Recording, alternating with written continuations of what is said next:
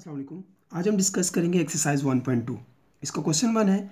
यहाँ पे हमारे पास कुछ मैट्रिक्स दिए गए हैं जिनको हमने आइडेंटिफाई करना है कि ये रो मैट्रिक्स हैं, यूनिट मैट्रिक्स हैं, कॉलम मैट्रिक्स हैं या नल मैट्रिक्स हैं। अब हमारे पास मैट्रिक्स ए है। यहाँ पे आप देख सकते हैं कि इसकी 4 एंट्रीज हैं और चारों एंट्रीज जो हैं वो ज़ीरो हैं, और वो मैट्रिक्स जिसकी सारी एंट्रीज ज़ीरो हों उसको हम नल मैट्रिक्स कहते हैं। Null matrix. बी मैट्रिक्स है। इस पे आप देख सकते हैं कि हमारे पास 3 एंट्रीज हैं और तीनों एंट्रीज कॉलम में लिखी गई हैं, सॉरी रो में लिखी गई हैं, तो इसलिए ये मैट्रिक्स हमारे पास रो मैट्रिक्स कहलाएगा। अब हमारे पास सी मैट्रिक्स है। इसमें एक ही कॉलम है और वो मैट्रिक्स जिसका एक ही कॉलम हो उसको हम कॉलम मैट्रिक्स बोलते हैं। डी पार्ट है। इसकी एंट्री है 1001 और ऐसा मैट्रिक्स जिसकी एंट्री 1001 हो उसको हम यूनिट मैट्रिक्स बोलते हैं।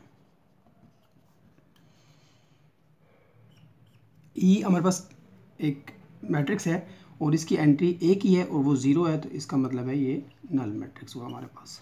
मैंने आपको बताया कि जैसे ई और ए, इसमें 4 एंट्रीज हैं और इसमें एक एंट्री है, लेकिन जितनी भी एंट्रीज हैं वो अगर ज़ीरो होंगी तो वो हमारे पास नल मैट्रिक्स कहलाएगा। एफ मैट्रिक्स है और इसमें आप देख सकते हैं कि हमारे पास एक ही कॉलम है, इसलिए ये हमारे पास कॉलम मैट्रिक्स हुआ। अभी हमारे पास क्वेश्चन 2 है जहाँ पे कुछ मैट्रिक्स को आइडेंटिफाई करना है हमने। अब उसमें फर्स्ट है स्क्वायर मैट्रिक्स। स्क्वायर मैट्रिक्स वो मैट्रिक्स होता है जिसका ऑर्डर जो है वो नंबर ऑफ रोज और नंबर ऑफ कॉलम्स आपस में इक्वल हों तो वो हमारे पास स्क्वायर मैट्रिक्स कहलाता है। मतलब अगर नंबर ऑफ रोज हमारे पास n है और नंबर ऑफ कॉलम्स हमारे पास n है और अगर वो इक्वल है तो वो हमारे पास स्क्वायर मैट्रिक्स कहलाएगा। रेक्टेंगुलर मैट्रिक्स वो मैट्रिक्स होता है जिसमें नंबर ऑफ रोज और नंबर ऑफ कॉलम्स आपस में इक्वल नहीं होते। मतलब अगर किसी का ऑर्डर 1x2 है तो वो भी हमारे पास रेक्टेंगुलर मैट्रिक्स है। अगर किसी का ऑर्डर 2x1 है तो वो भी हमारे पास रेक्टेंगुलर मैट्रिक्स है। किसी का ऑर्डर 3x1 है तो वो भी हमारे पास रेक्टेंगुलर मैट्रिक्स है। थर्ड वन है रो मैट्रिक्स। अभी क्वेश्चन 1 में भी हमने डिस्कस किया कि रो मैट्रिक्स वो मैट्रिक्स होता है जिस मैट्रिक्स की एक ही रो हो तो वो रो मैट्रिक्स होगा। Next one is column matrix. Column matrix वो मैट्रिक्स होता है जिसमें हमारे पास एक ही कॉलम हो। आइडेंटिटी मैट्रिक्स होता है जिसमें हमारे पास 1001 हो अगर, तो वो हमारे पास आइडेंटिटी मैट्रिक्स कहलाएगा। नल मैट्रिक्स क्वेश्चन 1 में भी हमने डिस्कस किया कि नल मैट्रिक्स वो है कि अगर किसी भी मैट्रिक्स की एंट्रीज जो है वो अगर ज़ीरो हैं तो वो हमारे पास नल मैट्रिक्स कहलाएगा। फॉर एग्जांपल अगर ये हमारे पास मैट्रिक्स है, ये भी हमारे पास नल मैट्रिक्स है, और अगर ये हमारे पास कोई मैट्रिक्स है तो ये भी नल मैट्रिक्स है। अब यहाँ पे हमारा नेक्स्ट क्वेश्चन है जहाँ पे हमने कुछ मैट्रिक्सेस दिए गए हैं और इनका नेगेटिव मैट्रिक्स जो है हमने फाइंड करना है। अब हमारे पास ए मैट्रिक्स है। इस मैट्रिक्स का नेगेटिव मैट्रिक्स फाइंड करने के लिए ए को हम -a लिखेंगे और हर एंट्रीज का साइन जो है वो रिप्लेस कर देंगे, मतलब अपोजिट कर देंगे। अगर 1 है तो -1 कर देंगे। आपको पता है 0 के साथ साइन चेंज हो ना हो कोई फ़र्क नहीं पड़ता। -1 को हम +1 कर देंगे। ये हमारे पास नेगेटिव ऑफ अ मैट्रिक्स हो गया। अब हमारे पास बी मैट्रिक्स है और बी मैट्रिक्स का नेगेटिव मैट्रिक्स फाइंड करने के लिए इसको -b लिखेंगे। 3 को हम -3 कर देंगे, -1 को +1 कर देंगे, 2 को -2 कर देंगे और 1 को -1 कर देंगे। ये बी मैट्रिक्स का नेगेटिव मैट्रिक्स है। सी है हमारे पास। सी मैट्रिक्स को -c कर देंगे, 2 को हम -2 कर देंगे, 6 को -6 कर देंगे, 3 को -3 कर देंगे और 2 को -2 कर देंगे। ये हमारे पास सी मैट्रिक्स का नेगेटिव मैट्रिक्स आ गया। अब हमारे पास यहाँ पे डी पार्ट है। डी पार्ट के नेगेटिव मैट्रिक्स फाइंड करने के लिए डी को -d लिखेंगे और सारी एंट्रीज के हम साइन चेंज कर देंगे। -3 को +3 करेंगे, +2 को -2, -4 को +4 और 5 को -5।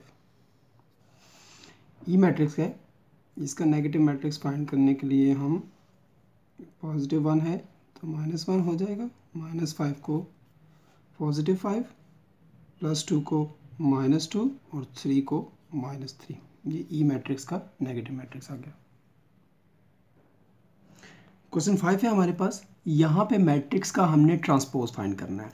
ट्रांसपोज जो है फाइंड करने के लिए हम जो रोज़ हैं उनको कॉलम में कन्वर्ट कर देते हैं और जो कॉलम्स हैं उनको रोज़ में कन्वर्ट कर देते हैं। हमारे पास ए मैट्रिक्स है, इसका ट्रांसपोज फाइंड करने के लिए ऊपर हम टी मेंशन करेंगे। टी मतलब ट्रांसपोज को शो करता है।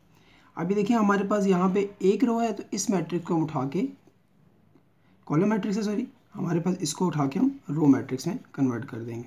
तो ये हमारे पास ए का ट्रांसपोज आ गया।